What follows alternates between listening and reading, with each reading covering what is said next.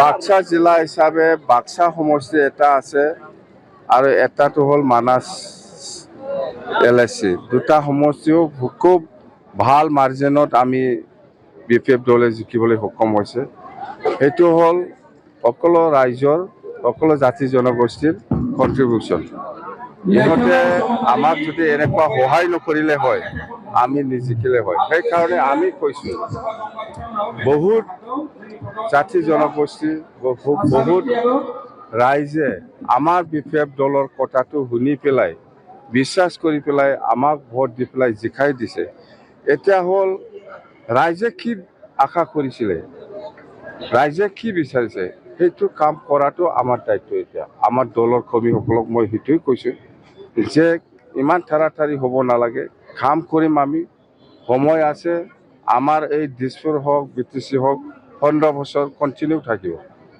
যিকোনো সমস্যা আমি সমাধান কৰিবৰ কাৰণে আমি চেষ্টা চলাই যাম। মুঠতে ৰাইজে বহুত আশা কৰিছে, এই আশাটো আমি আশাটো আমি পূৰণ কৰি দিয়াটো আমাৰ দায়িত্ব, চৰকাৰৰ দায়িত্ব। আমি কাম কৰিম। জিলাৰ সদৰবিলাকত আপুনি আহিব? হয়, মই সব ডিষ্ট্ৰিক্ট হেডকোৱাৰ্টাৰত মই আহিব, ডিপাৰ্টমেণ্ট লৈ পেলাই মই ৰিভিউ মিটিং কৰিব, ক'ত কি হৈছে হোৱা নাই আৰু ৰাইজে কি বিচাৰিছে সেইবিলাক গোটেই বস্তু আমি গম পাম সেইদিনা। যিহেতু এই 2 মাহটো মই ফ্ৰী আছোঁ, যিহেতু জুলাইতহে বাজেট হ'ব। এইকাৰণে মই কৈ আছোঁ আকৌ আহিব মই PWD ডিপাৰ্টমেণ্ট হওক, এগ্ৰিকালচাৰ হওক, এডুকেশ্যন হওক, এনেকুৱা ডিপাৰ্টমেণ্ট সিহঁতক লৈ পেলাই মই ৰিভিউ মিটিং কৰিব মুছলপুৰত, সব ডিষ্ট্ৰিক্টত কৰিব। স্যাৰ BPF-এ BTC পৰিষদীয় নিৰ্বাচনতে হওক বা বিধানসভা নিৰ্বাচনতে হওক যথেষ্টখিনি সফলতা হয়, এতিয়া এইটো 15 বছৰ কণ্টিনিউ যাব। এতিয়া ৰাইজে যিটো বিশ্বাস কৰি পেলাই আমাক জিকাই দিছে সেইটো আমি পূৰণ কৰিব লাগে বুলি মই কৈ আছোঁ। এইটো ৰাইজে যিটো বিচাৰিছে এইটো কাম কৰাটো আমাৰ দায়িত্ব। ABC ব্লকৰ সমস্যাটো কেনেধৰণে হ'ব?